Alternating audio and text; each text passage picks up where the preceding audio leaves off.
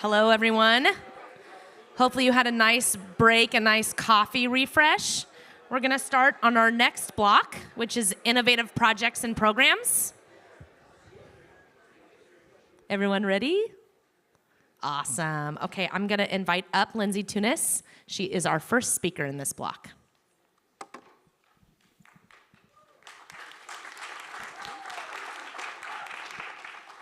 Okay, well, I was just sharing that I haven't looked at these slides in 2 weeks because Stephanie held me accountable to actually getting her slides on time, which I've never done in my life.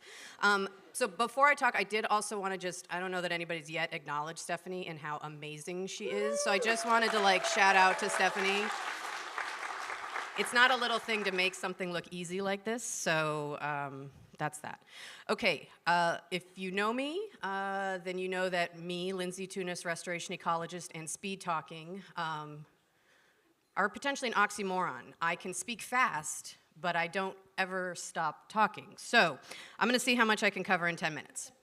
I am an environmental consultant. I work for SWCA. I've been an environmental consultant since I completed graduate school over 20 years ago, and it's a space where I've found an opportunity to do a lot of creative thinking and move projects fast at times, and just work with a lot of different people in a lot of different places. And it's a industry that at times I think is more on the sidelines than I would like it to be. I would like the private industry to really be an active participant in all the work we're doing. And there are those entities that are here today and that are working in places throughout the country and the world.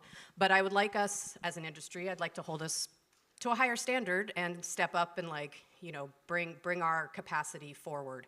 And so through that lens is kind of this conversation, which is this concept of mitigation and maybe the environmental market space and public lands. And so this is one of my many soapboxes that I like to get on, but it's one I think is really exciting. And as Californians, where we have so much public land, both federal, state, local, and even pseudo-public lands, land trusts, all of the different flood control districts, those are all kind of in that space.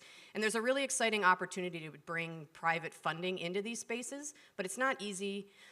It doesn't naturally fit the standard business model, but I wanted to put it out there so you have it in your mind as you're trying to make projects happen, to think about where that can happen. So I literally didn't even make it past my title page, and I think I've already talked for 3 minutes. So we might be skimming past some things. So quickly, I just wanted to talk why public lands, why the environmental markets, and then give you one California example. So I already mentioned this, so I'm not even going to do this, but there's so many things you might not even realize you're on public lands half the time, but you are, and a lot of the work you're doing probably is in addition to your recreation.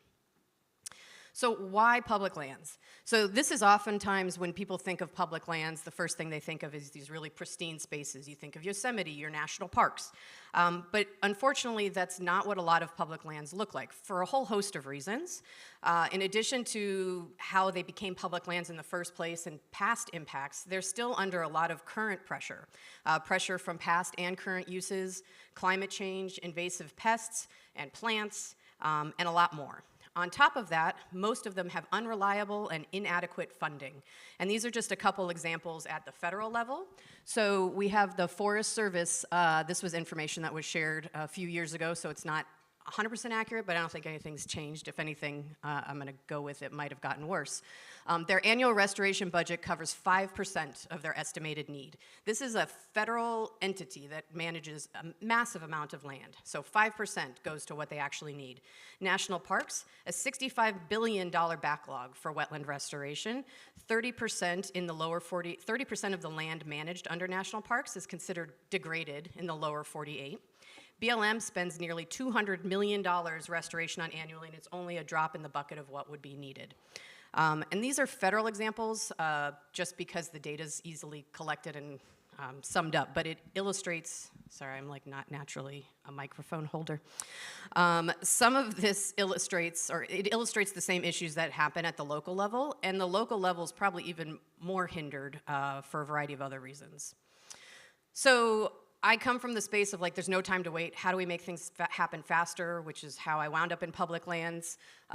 We're in the UN's Decade of Restoration, the America Beautiful Act, the Great American Outdoors Act, US 30 by 30, not sure we're in that anymore, but California, 30 by 30. So the new California Climate Bond, in particular, bringing forward stewardship funding. So as a state, we have a lot of opportunity to continue to push forward. So what are the environmental markets? It's a system that puts a value on environmental goods and services. At times, how many people feel uncomfortable with me suggesting that we monetize environmental services? Oh, good job. Okay, well, you guys are all I'm in the right room.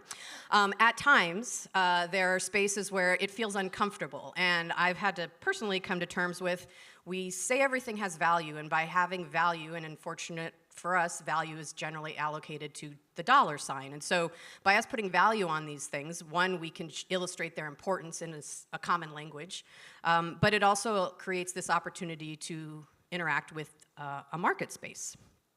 So types of environmental markets: compliance and voluntary. Voluntary is like carbon, biodiversity, water. A little complicated, a little squishy. That's not where I spend most of my time, but pay attention to it. Compliance, this is like your permits, your impacts. The impacts are happening, we need to mitigate, whether it's species or aquatic resources. So these are things that trigger some type of mitigation.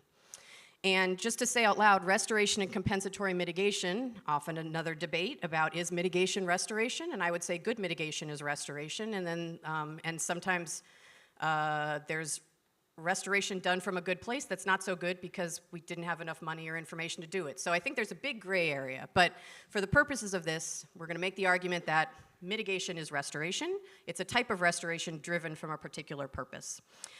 Both involve activities that protect, improve, and enhance ecosystems. However, in the environmental markets, to maintain or gain, in that concept of no net loss, like we restored it and we don't just walk away. So we're going to put money into it. We're going to put monitoring and management on that in perpetuity, or at least for a very long period of time. And that's a requirement legally because these are legal requirements. So my experience taught me when I started presenting on this topic that people have an innate reaction to people making money on public lands. And it was like 3 years into this conversation where I had a weird aha moment and felt kind of stupid for it. But I was like, how many people make money on public lands? So many. We have offshore oil, we have aquaculture, we have rangeland, we have extraction, whether it's sediment or other materials. We have recreation, we have oil, more extraction from a wood perspective. Solar panels, half of California, not half, but I went through the age of consulting when we did the big solar push, and I did a lot of work in the deserts on areas of public land. Really? That's pretty good. I talk fast. I have 5 minutes still. I feel like I... Okay. So there's a long history of public or private enterprise on public land. In fact, it's part of the mission of many federal public lands to facilitate enterprise. But all of those things I listed, and to my knowledge, I couldn't find one otherwise, are all consumptive. They're all extractive. Something is that people are making money off it, and they're making money literally off of it. Like something is being taken from this land, either directly or indirectly. And so I would argue that compensatory mitigation and mitigation banking, which is a type of way of housing, compensatory mitigation, requires measurable ecological benefit. And the return on the investment is based on the successful outcome of that lift to the ecosystem. And whether you're talking about aquatic resources, species, vegetation, water quality, all of these from a mitigation perspective have that same requirement.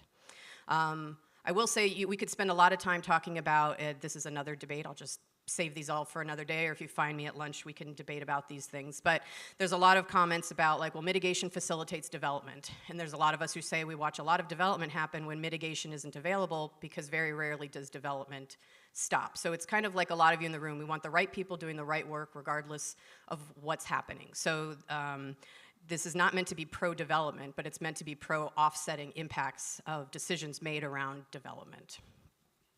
So why public lands? Because it benefits everyone. The land manager, the project proponent, the agency, the general public. I've yet to really find a good example of how, outside of something taking a lot of time or being complex, many downsides.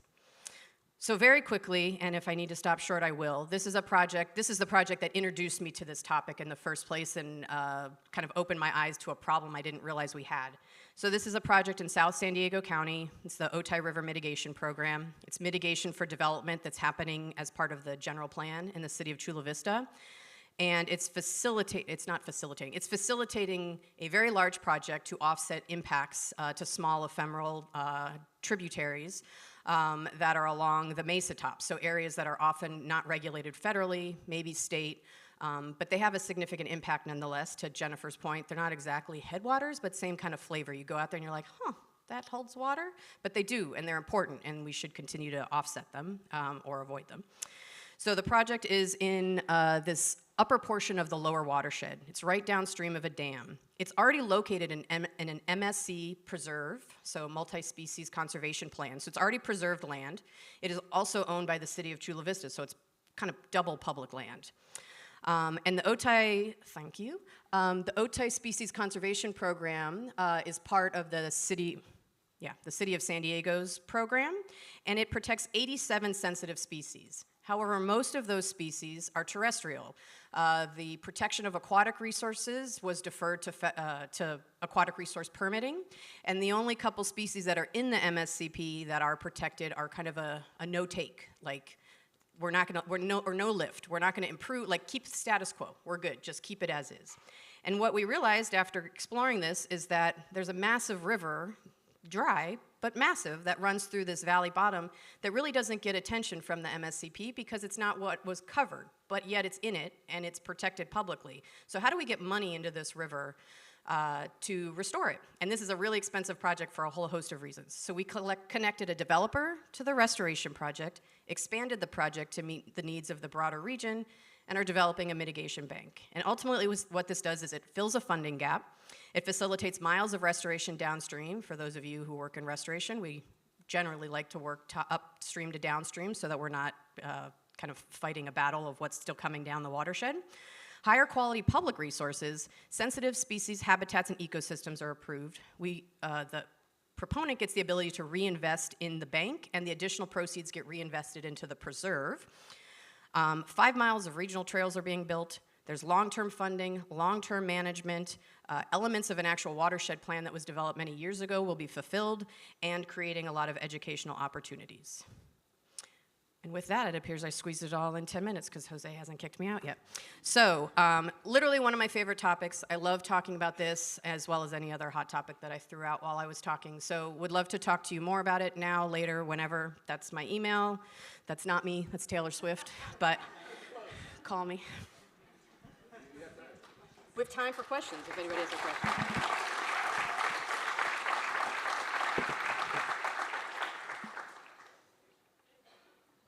No pressure to ask a question, but if you have one. Pam. Oh, do I have the mic here? Thank you. Well, I just wanted to thank you. I represent the city of Riverside, and you were speaking our language. We are stewards of nearly 3,000 of acres of land, many endangered species, but man, just not enough money. And we apply for grants, but they're one-time grants, not for the long-term maintenance. And so I would love to talk to you more about ideas. Another couple things we're adding into the mix is we're opening up a brewery, and we're doing bike rentals, and there's other opportunities to entertainment. Yeah. Oh, yeah. No, I really appreciate that, Pam, and I know the City of Riverside's been doing some really amazing work, and we have a draft white paper that's been drafted for many years. Again, if you know me, you know I take a long time to get things done sometimes, if it's left to me. Otherwise, I delegate, and those people get lots of stuff done. But we have a white paper, and the point of the white paper is for entities like the City of Riverside or a land trust to have something that says, look, we should be allowed to do this, because the hardest thing for most kind of local and state land managers is a whole slew of hurdles that come from trying to engage the public market. I didn't go into that here, but there are solutions to all of them, but it's not a simple thing, but it's so important because there's a lot of public lands that need this funding that are there's a lot of work being put on those managers of these public lands to solve problems that as a community, an industry, we should solve together. So that's that. I have a question. One more? Yeah, and it's a little loaded, so maybe, we could speak offline on this, but let's say you want to develop a mitigation area, an HCP, and it's for projects that some of them the scope and some of them are for the future. And there are advanced mitigation restrictions with regulatory agencies. And I was wondering if I could get your take on advanced mitigation restrictions when you're trying to develop an HCP for future projects. Okay, I'm going to do my best. So I'll first acknowledge that I spend more time in the aquatic resource space, but some of my projects overlap in the conservation space. I'll say that both of those, the HCP and mitigation banking space, specifically, I believe, resolve the advanced mitigation concern. The whole concept is actually to avoid temporal loss, to facilitate larger projects, but to do it through a legal mechanism, memorandum of understanding for banks, and HCPs have their own agreed to process, and it's a very heavily regulated process to do that, as opposed to advanced mitigation where, hey, I went and restored that wetland 5 years ago. I never actually asked anybody for permission, but now 5 years later, I'm going to ask you to let me have mitigation for that. That is almost never accepted, and kind of for a whole host of reasons, but the whole concept of banking and HCPs is to legally facilitate a solution to what you're describing, I think. There are a few other people who, if anybody has a strongly different opinion or just has more to add, I can think of in this room, so. Stop.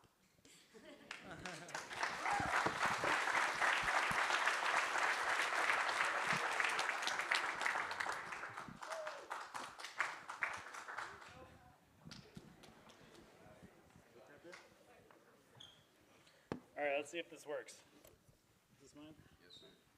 Hello, hello. All right, good. All right, my name is Kai Palenskar. I work with San Bernardino Valley. And thank you, Stephanie, for taking over, which was once my role, and now it's Stephanie's role to host this event, put it all together.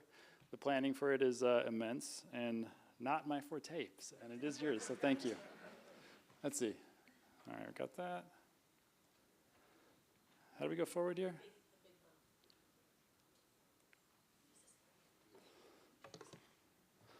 Let's try the different remote here. Aha, now it works. Back. All right, we're good. All right, again, my name's Kai Palenskar. I've got a varied background. I'm a botanist, work in aquatic ecology, worked for the U.S. Fish and Wildlife Service for a while. Now I've worked for Valley District for almost 7 years now, which is quite a long time. And we've got about 10 years of data here that I'm going to talk about briefly in my 10 minutes. Speaking specifically about the Santa Ana River, our aquatic species, specifically 2 native fish that exist in the river. And before I go any further, how many of you have attended one of our data collection events, either the Native Fish Survey, larval surveys? Please stand up. Please stand up, everybody. Let's see how many we got in here. Woo, look at all these. Thank you very much. It's because of your help that we've got these data to talk about today. So thank you. Yeah, we've been doing this for 10 years now. I've been taking data like this since day one. We are putting together a large habitat conservation plan, which I'll talk about first here. And the reason why we're collecting data is to support really the baseline condition of that HCP, which we are it's almost completed. We're like 99th percentile of being done, something like that. So I'll talk about several different data sets, including Riverwalk, which assesses habitat in the system annually, and then data sets for our native fish survey work, larval surveys, and our non-native fish work, which we do control efforts out there to support our native fish species. Again, here's our HCP. We've got the upper watershed covered as part of our HCP boundary. We've got 22 species that are covered species there, and 3 of them are fish species. I'll be talking about the Santa Ana sucker and arroyo chub today. All right, so here is our area in question. It really is within the city of Riverside. It's the middle section of the Santa Ana River. It's not the upper portion. It's a lower portion is really just upstream of Prado Basin, where we have Santa Ana sucker currently occupying the system. And this is the only location where Santa Ana sucker occur in the whole watershed, outside of the captive population up there at CRCD. And most of our fish are found in the upper portion of this middle section of the river. And that is really because of this figure right here. So this is our data set, which started in 2006, which is about 20 years long now for Riverwalk. And it shows that the upper section of our river, do we have, swap back and forth here. So here's our upper section of river, and it shows that this is fairly coarse. So this y-axis here is the amount or percent cover of coarse material, which is rocks, so gravels, cobbles, boulders. Is really found in the upper section of our perennial stream, which looks kind of like that, versus our lower section of river, which is primarily composed of sands. And so we've got most of our fish in the upper section of this kind of coarse portion of the river. And that's where we conduct our fish surveys, native fish surveys, and most of them are conducted up there, as well as do predator control efforts. Thank you for Brett for standing in there and showing off one of our local residents, I guess, of the river at this point in time. Again, here's another figure that shows that Riverwalk data again annually from 2006 to 2025, and it shows that our percent cover of, again, our gravels on our y-axis here does vary over time. But in general, it's going up with time, which is interesting. It's coarsening over time with a gradual shift up in that linear curve there, which is an interesting finding. We wouldn't know that unless we had a long-term data set to look at. But if you look at the same data set and use time since the last large flood event as a gauge for coarseness of our system, we get this fantastic linear relationship that suggests more time of dry weather conditions, the more coarseness or more rocks we have exposed in our system that become useful for sand anna sucker, which is a grazer, grazes on mostly algae, diatoms that grow on rocks that they scrape off. More of that habitat is available during dry conditions than during wet conditions, which is an interesting finding that I'll talk about a little bit more as to this relationship. So now I'm going to talk about our control of non-native species in the system. We've got a program that's been underway since 2014, 2015, which is really when the HCP kicked off. And we've got a lot of species here. These are all, we do have native species on top, but everything below those top three are non-native species that we found in the system. So there are a lot. And again, these are all those species captures for all 10 years or so.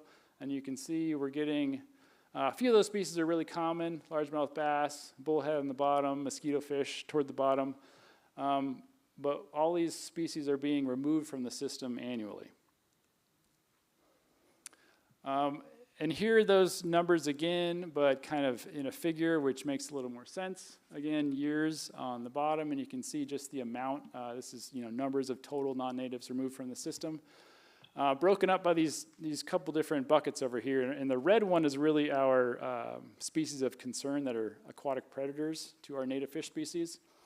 And over time, since 2019, they've really taken a dive. And this year, the numbers are really low. You can't really tell by the 2025 bar, but we saw very few adults. There are mostly juveniles in the system this year.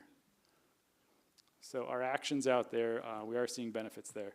Again, this is the same data set, but we look at it a little differently.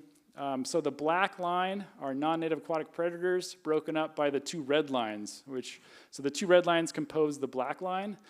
Just to look at kind of independently channel catfish and largemouth bass, which are our two main predators out there, that over time largemouth bass has dropped since 2019 precipitously, but we've had this increase, kind of a switch to filling of that niche by channel catfish. But then again, in 2025, numbers came down, channel catfish as well, which is great to see.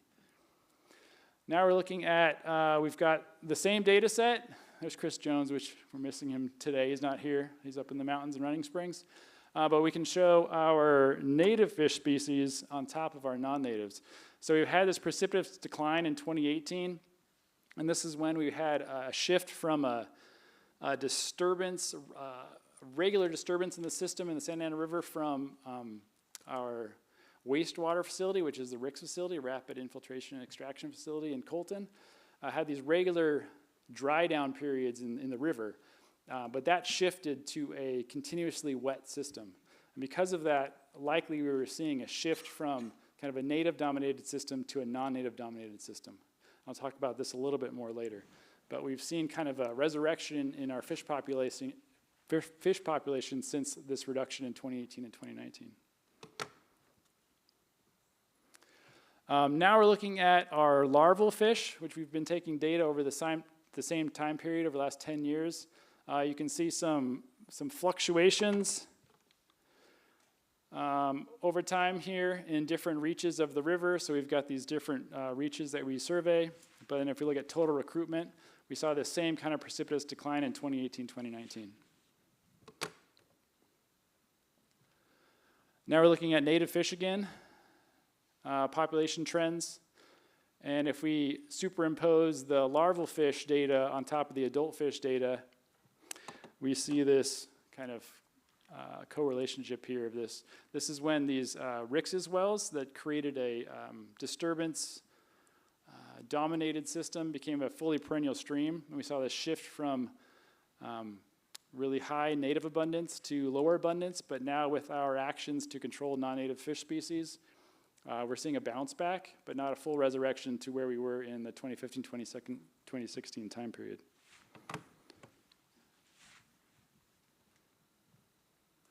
So how are we doing?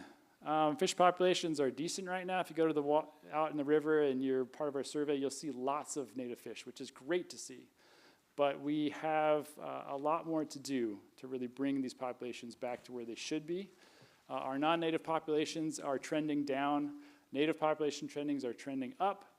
But this factor of disturbance, even if it's an artificial disturbance, so the dry down periods that we were seeing from this wastewater stoppage of flow when they needed to service their facility in Colton was creating this disturbance, these dry down periods, which potentially was acting to benefit our native fish over our non-native fish. So should we resurrect that as part of the HCP? I think we should at least try because I think it is having a beneficial effect. I think that is my last slide, and thank you.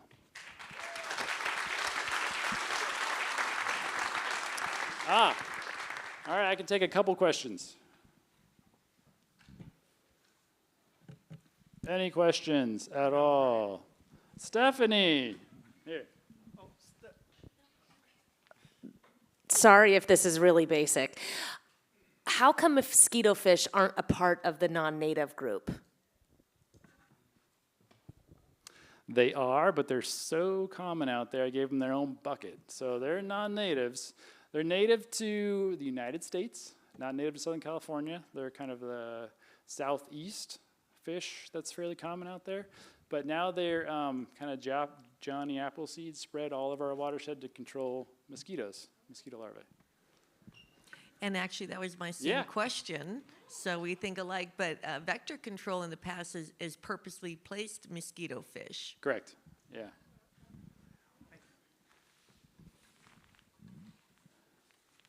Got another one, Kai. Hi. So I'm curious that you have talked about the other non-native fishes, so we can see about the predation pressure and its fluctuations over the years. I'm just wondering, what are the other parameters you have found? Is there any effect on these population fluctuation over the years, except the flow and the predation pressure? Yeah, so in terms of flow, it's an artificial stream at this point. Where we have most of our native fish occurring, it's nearly 100% wastewater-driven flows. So those flows are very consistent. There are some diurnal fluctuations in flow out there. Historically, the flows were much more pulsed. Like you'd have these dry down periods and wet periods, and in between you could get these strong pulse flows simulating like a small storm event. But were completely artificial. So bringing back some of that disturbance back to the system, changing in pulse of flows out there, with being surveyed at the same time and taking data, I think we can really benefit our native fish species if we bring back some of that artificial pulse flow disturbance. Okay, thank you. We got one more, Kai. Steph, do we have time for one more? Yeah, one more, Kai. I think we need to keep going. Oh, sorry about that. At lunchtime. It was a great one, I'm telling you.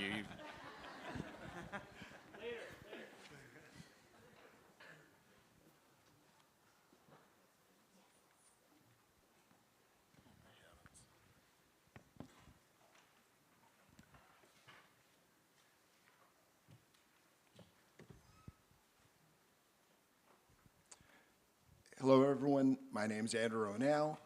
I'm the technical director at PACE, Pacific Advanced Civil Engineering. We're a consulting firm in Fountain Valley. And I'm sure there's people here that think, consulting engineer, you know, they're on the dark side. And perhaps a little bit we are, but I think we have, you know, I have my feet in both worlds because, you know, we really, you know, we view water as, you know, it's our precious resource. It's our most precious resource. And the things that touch it are as well. And our niche at PACE is we strive to do things, to be innovative in a way that makes things better. And this is an example of it. This is a really cool project that actually started before I was there, and I got to take over in large part. And we're still working on it and expanding it in different areas. And it's actually kind of remarkable. We're taking something that's kind of the dry world that I live in. I'm an expert in hydrology and hydraulics. How does water get there? How does water move? How does it push things around? And that's kind of boring, but it's really cool if you mix in some other elements of science in the right way. We can sort of connect that to something that's remarkable. Take this dry, computational thing and connect it to something important in living, which is habitat for the San Bernardino kangaroo rat. It's really like making a cake. You take some things that on their own are not that great maybe, but you mix them together and you get something special. And we have my world. I'd talk to you all day about hydrology and hydraulics and two-dimensional floodplain analysis and all the mathematics and computer stuff about it. I love that. I don't know a lot about the other stuff, but we have experts that do. And so you bring in information from mammal biologists and plant biologists and field people, and you throw in some magic of the GIS, and you get something kind of remarkable out of it. That little guy, he's sort of the subject of our story, the San Bernardino kangaroo rat. You know, their populations, they like the areas along the Santa Ana River and its tributaries. My understanding is there's some small populations up in Santa Clarita area and some down in San Diego, but it's pretty much on the Santa Ana River. And they're amazingly cute. I've seen them in person. They're adorable, but you know, they have problems, right? And we all know what that is. It's, you know, encroachment and things getting screwed up where they want to live.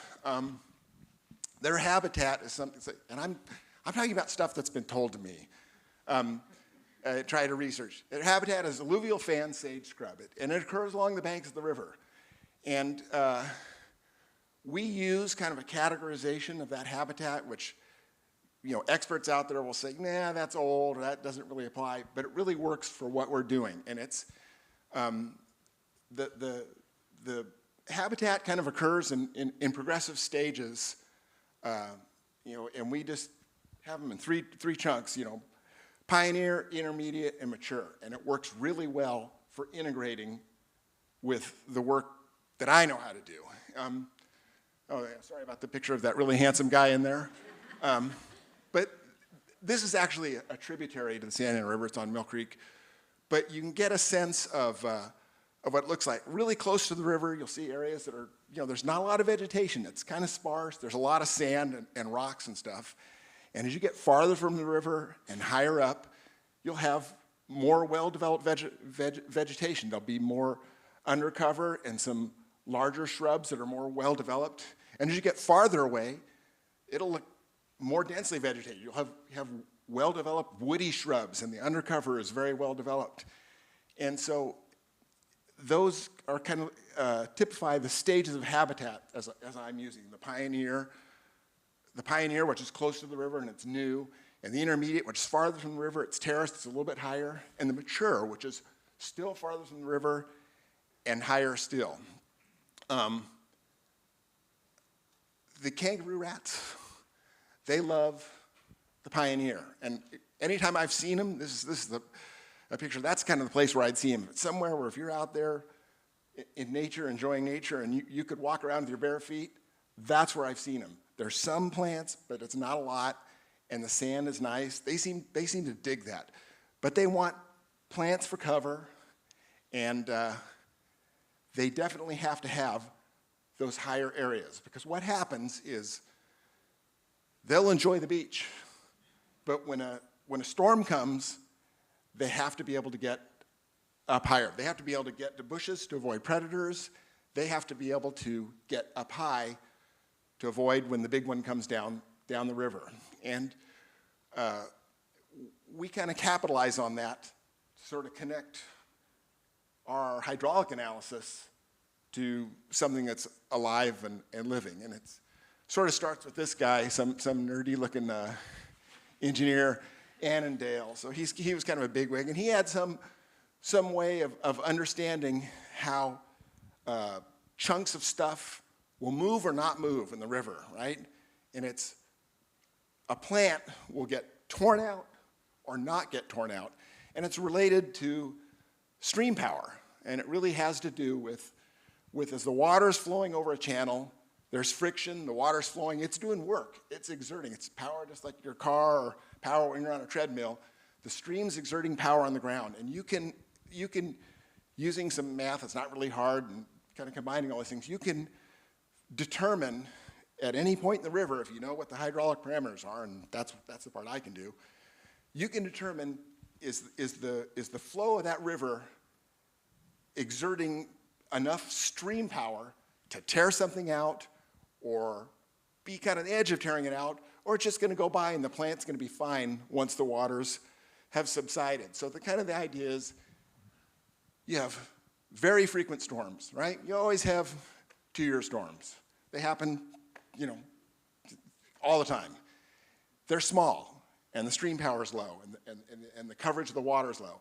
And then you have sort of the middle storms, the 10-year, the 25-year storms. There's more water coming. It's a wider floodplain. The flow is more violent. And you have the big storms, the 50, the 100-year, and beyond.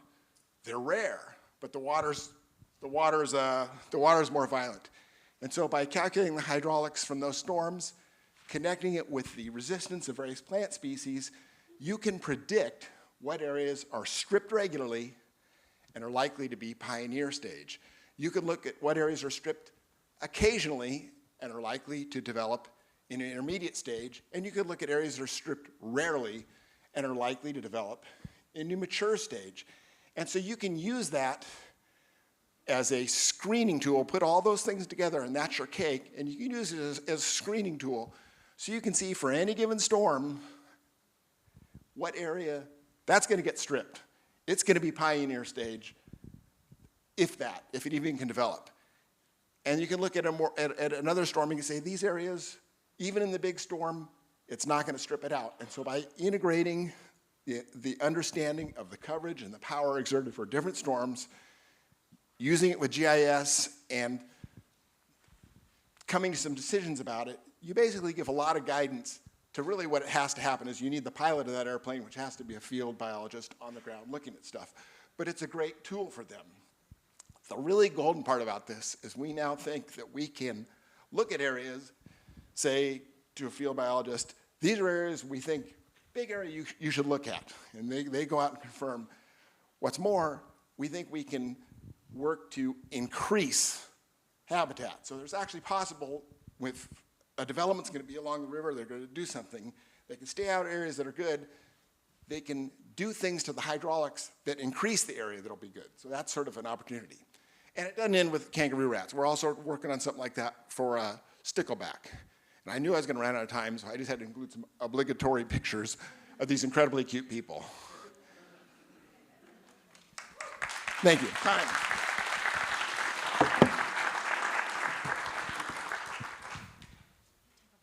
One question? Yes, please. Oh, okay. We have time for one question. Does anyone have a question?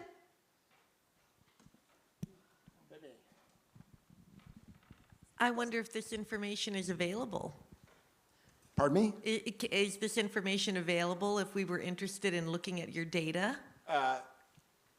We haven't published it yet. It's all been private, but, Okay, but maybe we should. Okay. That's a great question. good inspiration. And I'll talk anyone's ear off that wants to know more about it.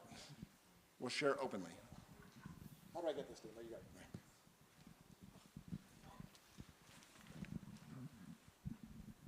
Can you give us examples where impact projects have modified hydraulics to improve habitat conditions for kangaroo rat? I can't give you an example of where we've increased habitat, but I can give you an example of where it was on Lytle Creek. It was for a developer that wanted to develop, and we worked with the developer, but it was in coordination with California Fish and Wildlife. They were doing their parallel hydraulics, and everyone was coming to an understanding of these areas are never going to be good habitat because of the adverse hydraulics.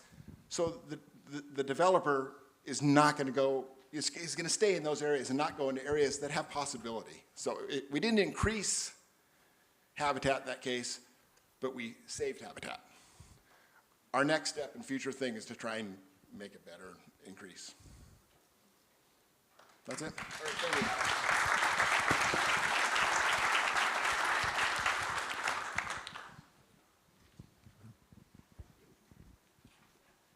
Thank you.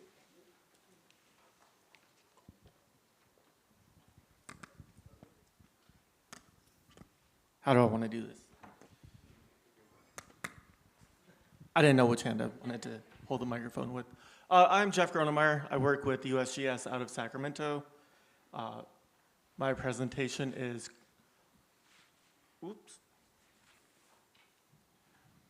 a big old long title to say that we used AI off of a raft to analyze GoPro video. And today I'm going to talk about that. So just to back up a little bit, we're all familiar with the Santa Ana River watershed. Kai did a very good job of explaining all that.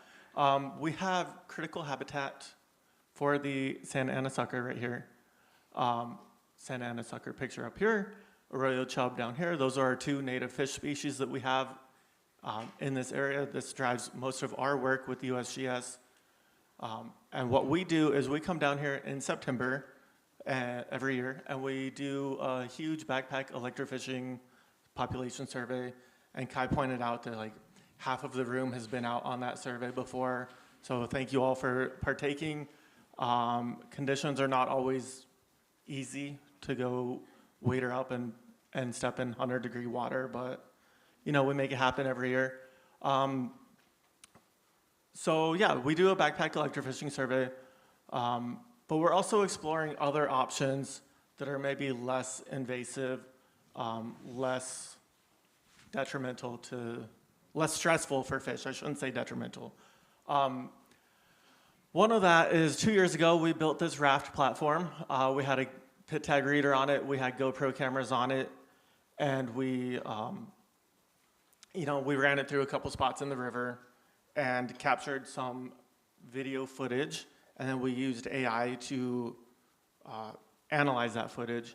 And this year, we stripped it down. We took off the pit tag reader, and we just had GoPro video from a couple spots that we ran it in. And the process is, we collect this GoPro video, and then we upload that to VLC Media Player, which will take a screenshot of, X number of frames of your GoPro video. For example, we used it for every 10 frames. Some of these are the pictures that it extracted, not always the best quality pictures. They don't always have fish in every picture. I uploaded all of these pictures to Make Sense AI, where I was able to put boundary boxes around the fish that I had seen, and I labeled those as either sucker or chub or mosquito fish. And then we ran that through YOLO modeling in Python. And that process is complicated and I don't understand it. But it takes the picture and it will look at it and it will put boundary boxes and confidence interval and class probability of what it detects. And then it spits that out as a final detection.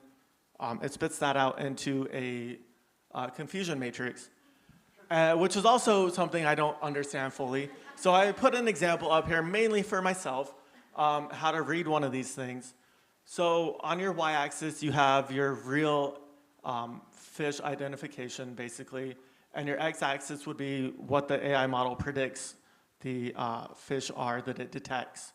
And so for this example, if you look at row E and you match it up with column E, where those intersect is your true positive identifications.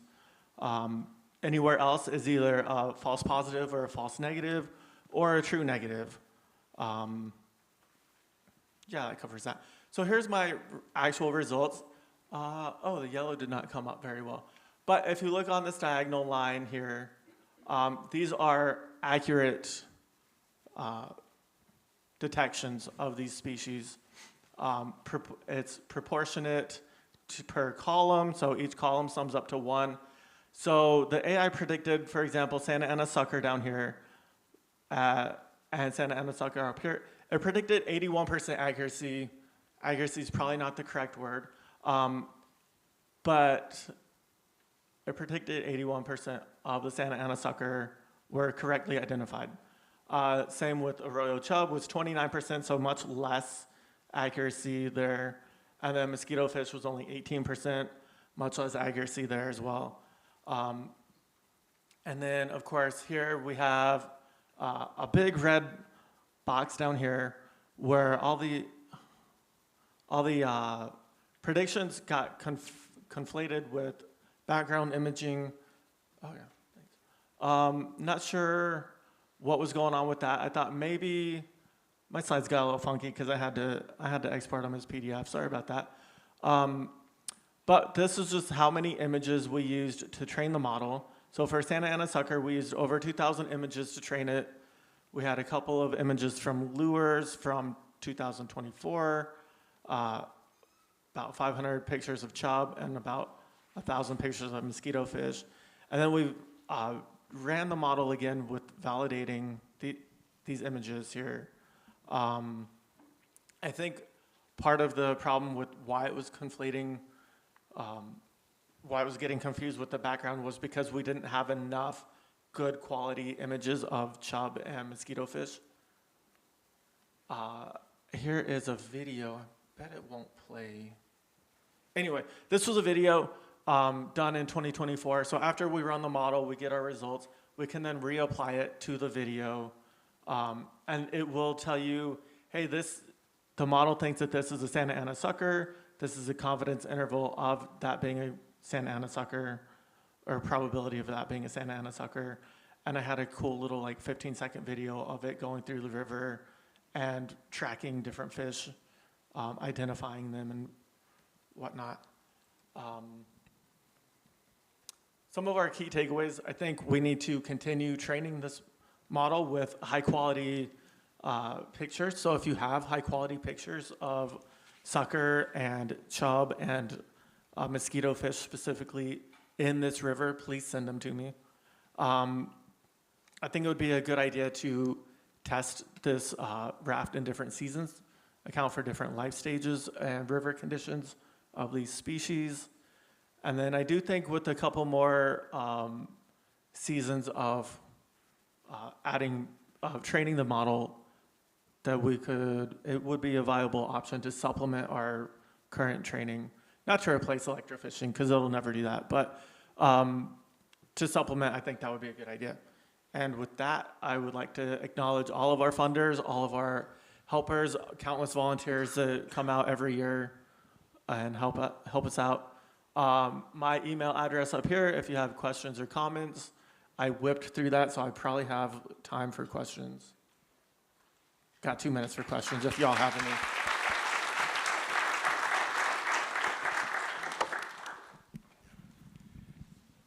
Hi, well, just a quick comment. Your training set does look does look low. So I'm excited to see what happens after you have time and build more data, have you acquire more data that can be used as training.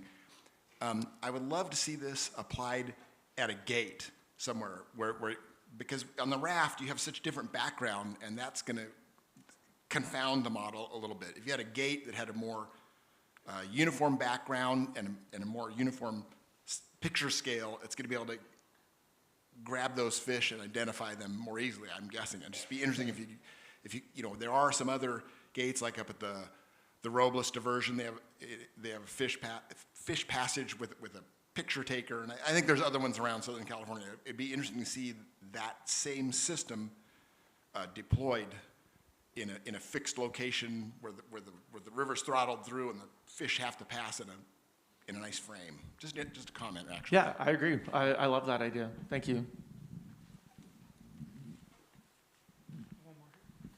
That was really cool to see your work. I was curious for the training data set, do you take snippets, like snapshots from your actual video and say this is Santa Ana sucker in like different angles and different, I guess, turbidity conditions to train it, or is it like stock photos or like people sending it to you? Thank you. No, it is actual video that we captured from our GoPro cameras that we ran through.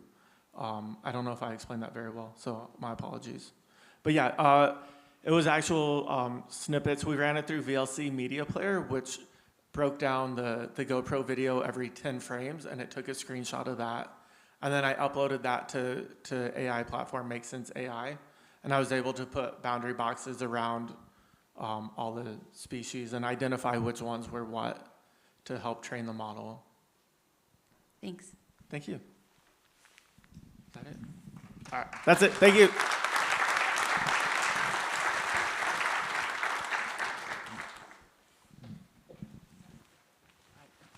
Hi, everyone. Rafael Mazor. I'm a biologist with the Southern California Coastal Water Research Project, or SCWRP, which takes less time to say. SCWRP, yeah. Most of my research focuses on bioassessment, and specifically I'm going to talk about some of the tools that we've developed for assessing biological conditions in the Santa Ana watershed, and in particular, trying to figure out what managers can do to fix conditions where we find them to be poor. So biological assessment is a really great tool for assessing condition. The idea is that you're looking at the organisms that live within a water body to assess, what are the conditions what kind of organisms can survive the conditions that you have there. I think Ria Ghosh spoke about this a little bit earlier with benthic macroinvertebrates. And what's great is that they integrate all the different stressors that a water body experiences, and they can integrate over time, so you get a much more complete picture of water body health than you would from traditional chemical or physical monitoring.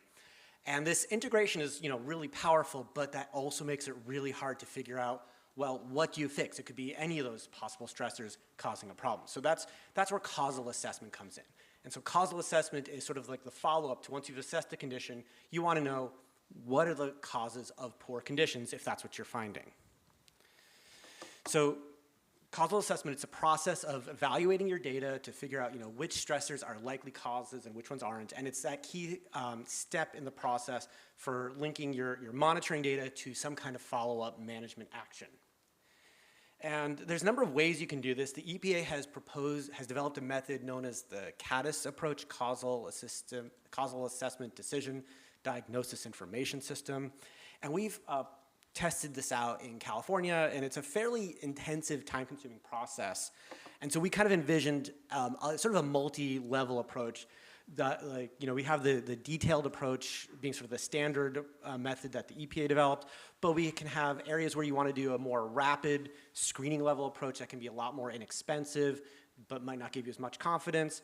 And then some areas you might want to do more intensive studies, some sort of more like site-specific modeling or something that can help confirm that you've identified the right stressor before you embark on a very expensive restoration project.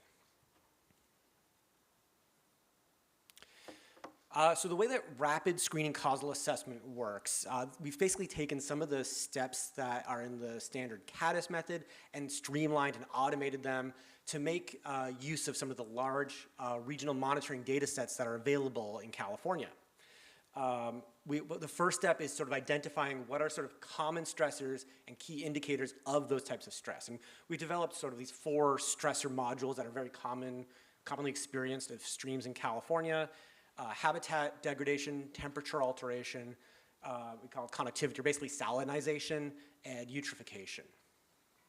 Once you've identified your standard stressors and you've aggregated data at your test site, you want to identify comparator sites. And a comparator site is a site that has a similar environmental setting as your test site, but experiences a different level of stress. So the idea is that if your test site and your comparator site were both sort of in their natural condition, they would basically have similar biological communities observed there. And once you've gathered your data from your test site and your comparator sites, you derive and synthesize lines of evidence. Now, I can't really go into much detail about these processes just because of the time constraints, but I'm happy to go into details, over lunch if you want to talk about it. But the idea is that you have, you automate all these steps and you can do them rapidly, and that really just opens up the door to analyzing a large amount of data to get some insights at multiple levels. And so we're kind of looking at, multiple spatial scales. We're looking at a regional scale to see, what are the common stressors in different regions. We can look at the catchment scale to see spatial patterns for what are the common problems we're finding in different parts of our watershed. And then you can look at a specific site to sort of really identify what's the likely stressor at that one location, what are the likely sources of that stress. So we're looking at all the data we have from our regional monitoring efforts in Southern California. We have over 3,000 samples collected at nearly 2,000 unique sites in sort of 15 major watersheds. And in this map, if you see a black dot, those are sites that have poor conditions where you want to do that causal assessment. And so we applied our tool to this rapid screening causal assessment. When you look at regional differences, we're comparing the LA, Santa Ana, and San Diego regions, and while they all have some similar patterns, there were some key differences, particularly when you look at which was the most likely stressor affecting streams in each region. In the Los Angeles region, it was eutrophication, so things like elevated nutrients or excess algal accumulation on the stream bed. In the Santa Ana region, it was habitat degradation, and in the San Diego region, it was that salinization was the most common problem. So there are some interesting differences that we didn't necessarily expect to find and would have been hard to do if you were looking at just one site at a time. When you look at catchment scale, here I'm focusing on the upper Santa Ana watershed, just as an example. You can start to see some patterns emerge, and this might be a little hard to point out on the screen here, but you can see certain tributaries have different patterns are showing up, like Rathburn Creek, which is fairly high up in the watershed. We actually found that all 4 of our stressors were consistently likely across all the sites that we looked at.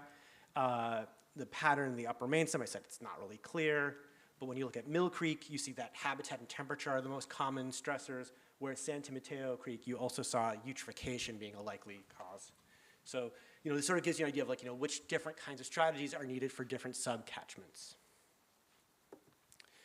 We worked with the Riverside County Flood Control District to do sort of a more intensive investigation of a site that they chose. This is Golden Star Canyon in Riverside County.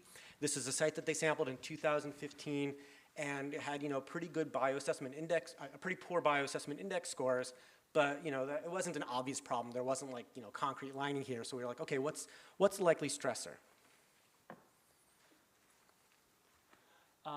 The site, it's in an undeveloped area, but it is downstream of a fairly developed region. There's some legacy agriculture there.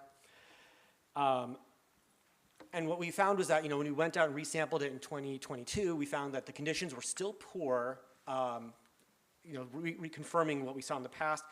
We, again, found that both eutrophication and salinization were the most likely stressors at the site, whereas temperature and habitat did not seem to be the problem.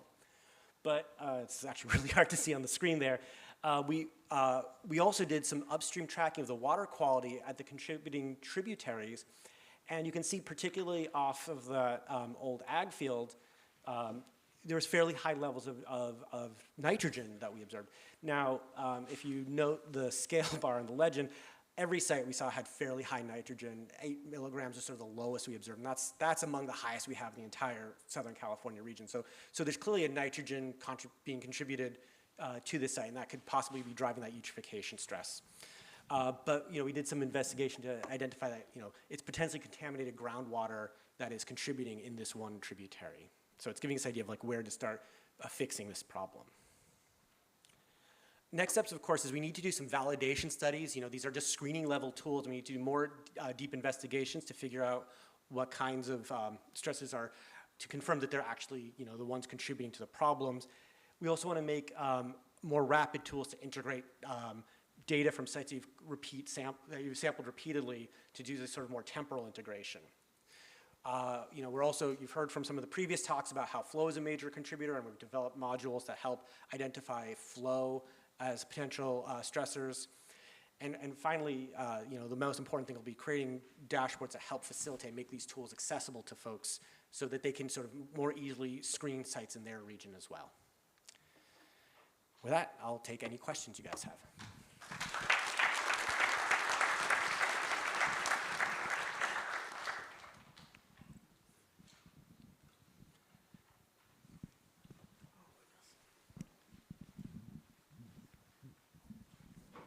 So I'm really interested in the nutrients. And were you measuring one time per year or multiple times over a year so you could potentially see changes in nutrients in the groundwater as flows would change? So we designed this tool to work around your typical bioassessment sampling, which occurs once per year during the index period, which is late spring or summer. We look at nutrient concentrations, algal biomass, dissolved oxygen level, so any of these indicators of eutrophication stress. But the idea is that you could do this more intensive follow-up at sites once you've sort of screened where you think it could be a problem.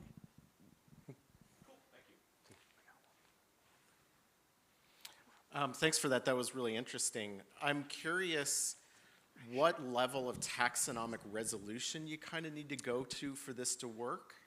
Sure, yeah. So the index that we use, it's called the California Stream Condition Index, and it's based on a standardized taxonomic effort. Most of the taxa we look at are taken to genus. The chironomids, which are pretty tough to identify, are taken to subfamily. But yeah, it's a standardized level that we have some supporting documentation to help labs achieve that level. One more?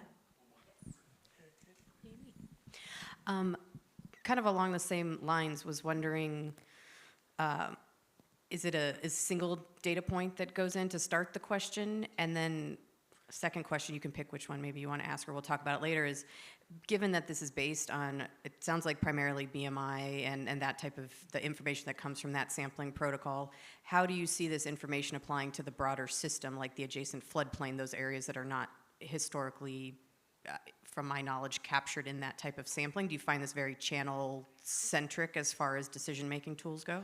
Yeah, I think to sort of answer the second question, I think it would be a really good follow-up investigation for any of these stressors you identify as likely to see what role that nearby catchment could be driving those stressors. Are they good sources of it?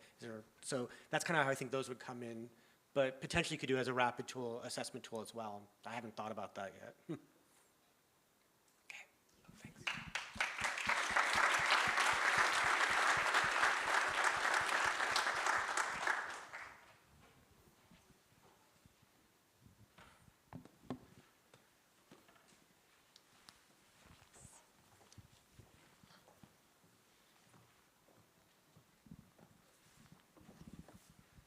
All right.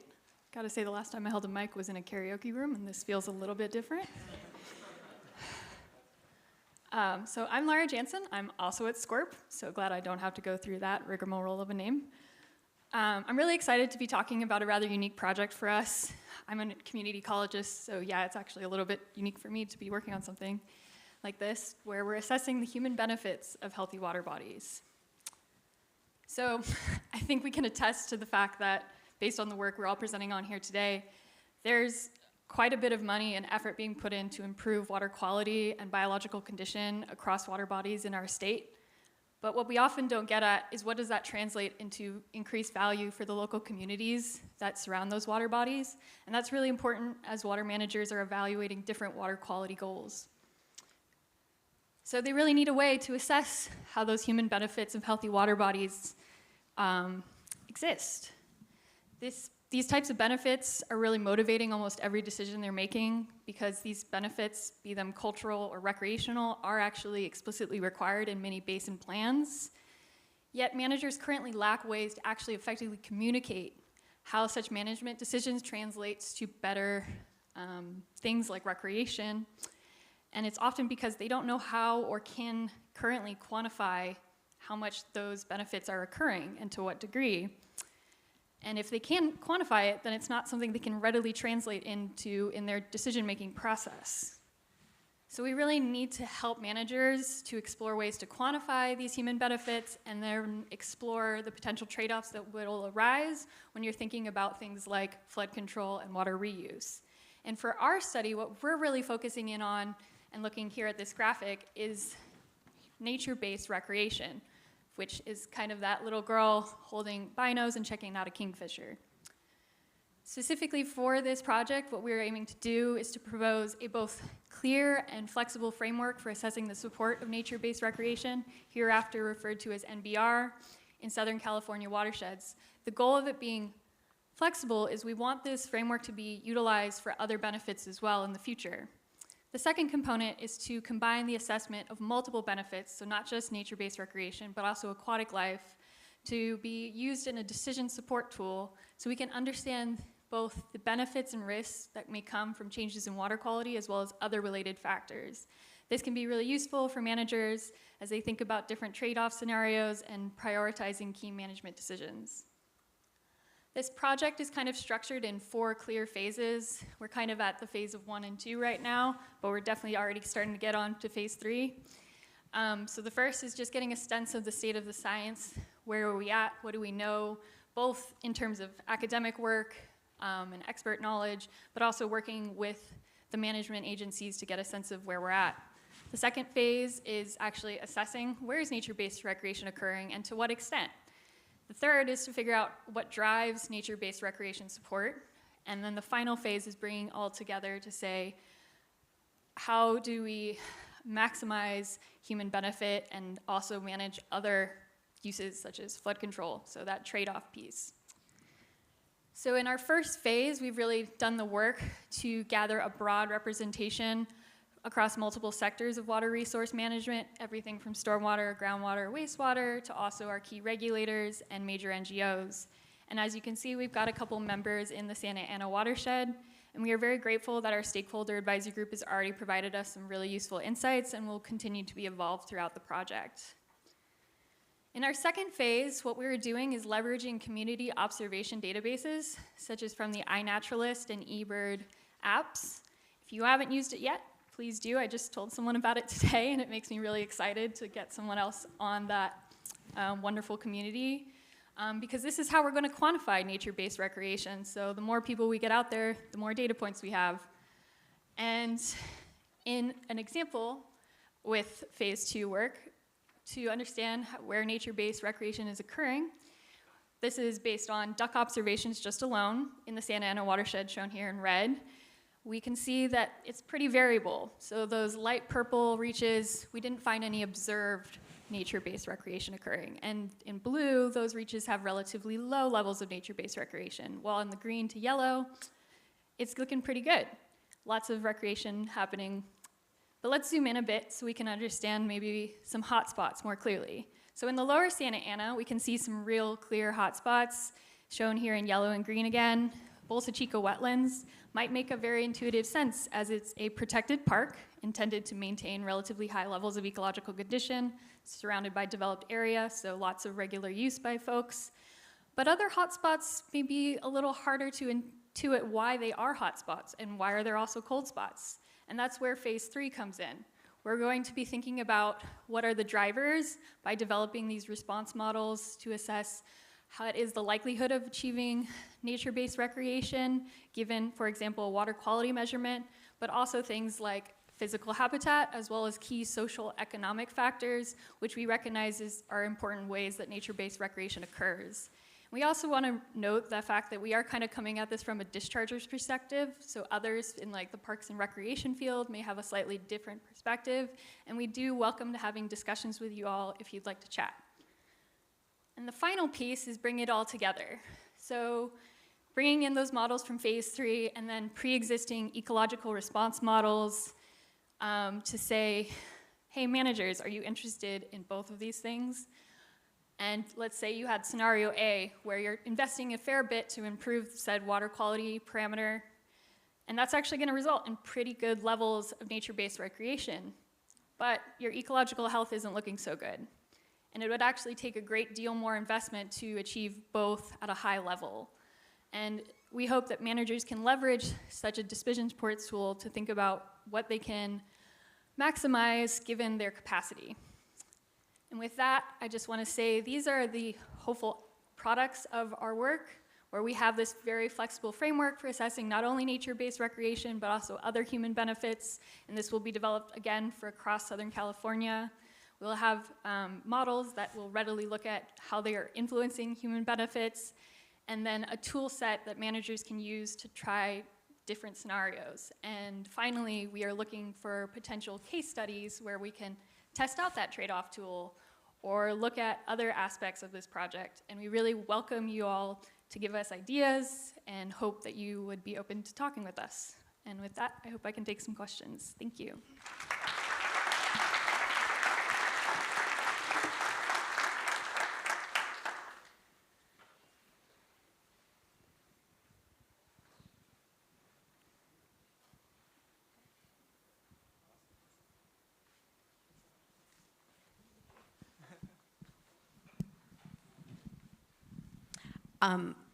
Thank you for that. I find it very interesting and have a lot of questions, but I'm curious, in particular, how you specifically bring this all back to water quality as opposed to a lot of other types of variables that could have an effect on the ecosystem. I'm also a bit curious on like water versus the adjacent uplands, or what is it traditionally just open water and channels, or places where you're going to have perennial water, or just trying to better understand that connection and how you even tease it out if that is the goal?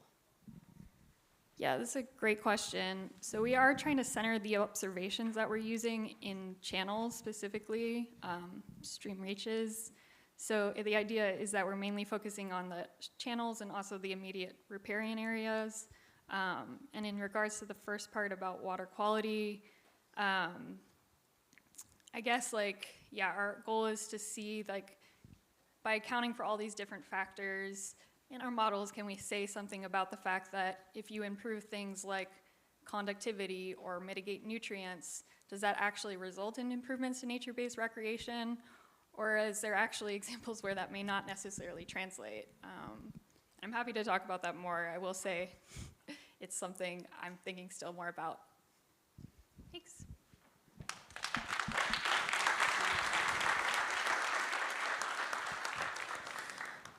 Thank you, speakers. Those were incredible talks.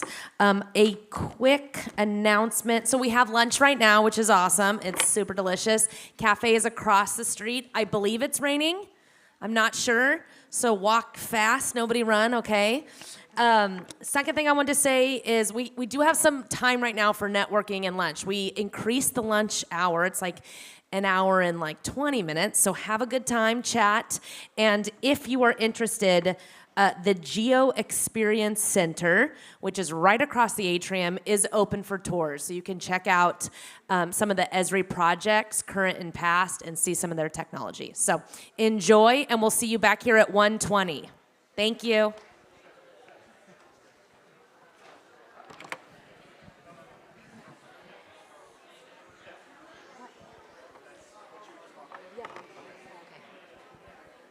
All the mics here? Yes. Okay. So let's let these people leave. on there.